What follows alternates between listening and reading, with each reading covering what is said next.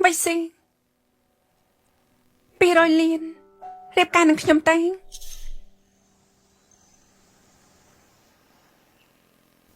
បាននេះថាម៉េច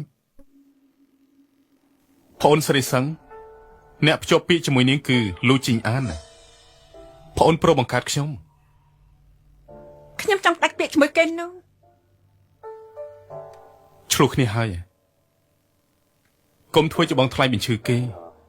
ស្របពេលលេងសើចជាមួយនឹងខ្ញុំខ្ញុំនិយាយពិតមែន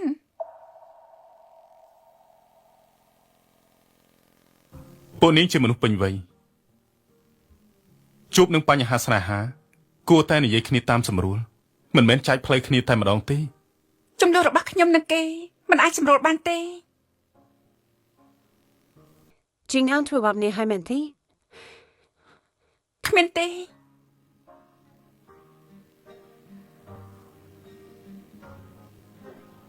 គេបានធ្វើអ្វីដែលមិនគួរ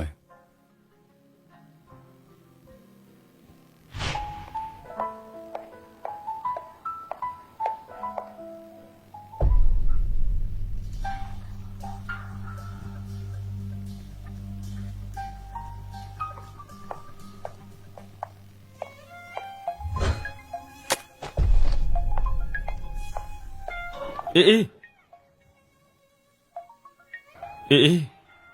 រឿងមិញនេះបងធ្វើមិនស័ក្តិសមថ្ងៃក្រោយបងគោលការណ៍យើងចង់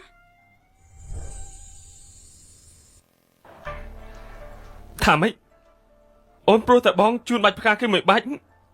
អូនមិនរៀបការជាមួយបងមិនได้សារផ្កាវាជាអ្វីដែលខ្ញុំទ្រាំលែងបានអ៊ីអូននៅតែខឹងបងព្រោះបងបានជួយយានប្រមាណដងនោះមែនទេនាងនៅទីនេះមិនស្គាល់អ្នកណាក៏គ្មានអ្វីគ្មានអ្នកពឹងពាក់អូនចាំបាច់ធ្វើអញ្ចឹងដែរទៅហើយជួយយានអ្វីក៏អត់សាវតាគោអាណិតគ្មានអ្នកការពារពួកយើងផ្ដាច់ពាក្យខ្ញុំអាចសង្គ្រោះគេដែលគ្មានការបារម្ភបងធានាបងនឹងជួយយានគ្មានពាក្យស្នេហាលេចធ្លាយអ្វីនោះទេរត់តែមិនធ្វើរឿងដែលមិនគប្បីទៀតបងជឿអាន2 ឆ្នាំហើយអត់តែជួយយានគេរកបងជំរឿនរបស់បងគឺទុកខ្ញុំចោលឲ្យទៅរនាងអ៊ីមិនថាអារម្មណ៍បងបែបណាចំពោះជួយយានតែអ្វីដែលខ្ញុំទទួលលែងគ្រប់គ្រាន់ហើយគ្រួសារពួកយើងរាប់អានគ្នាយូរឆ្នាំផលប្រយោជន៍ក៏ផ្សារភ្ជាប់គ្នាយូរឆ្នាំហើយដែរអូនចង់ផ្ដាច់ពាក្យអូនធ្លាប់គិតពីលទ្ធផលទេ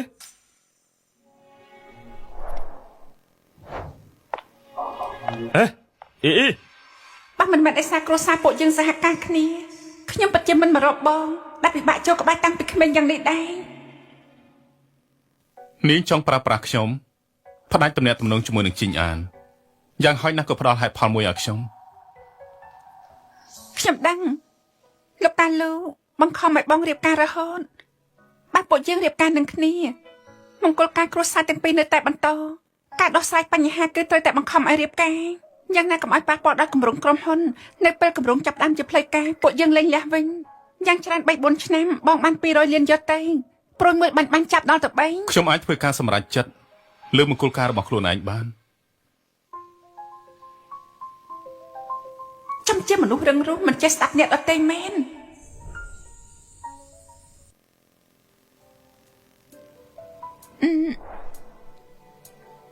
210 លាន220 លាន230 លាន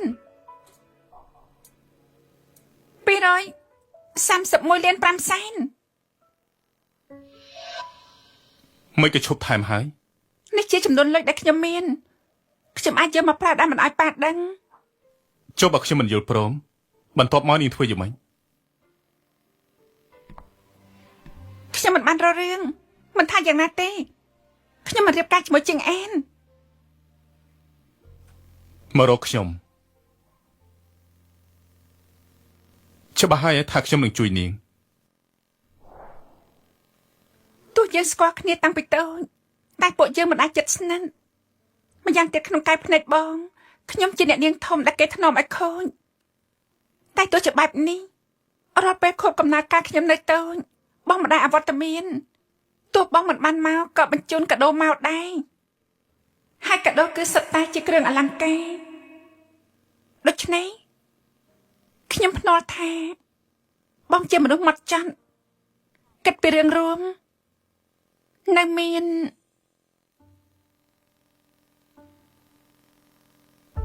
នៅមានអ្វី ប្រហែលជាអាចនៅមានការអត់ឱនមកលើប្អូនស្រី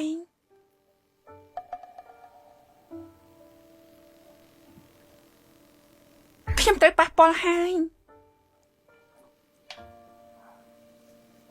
បើបងមកយល់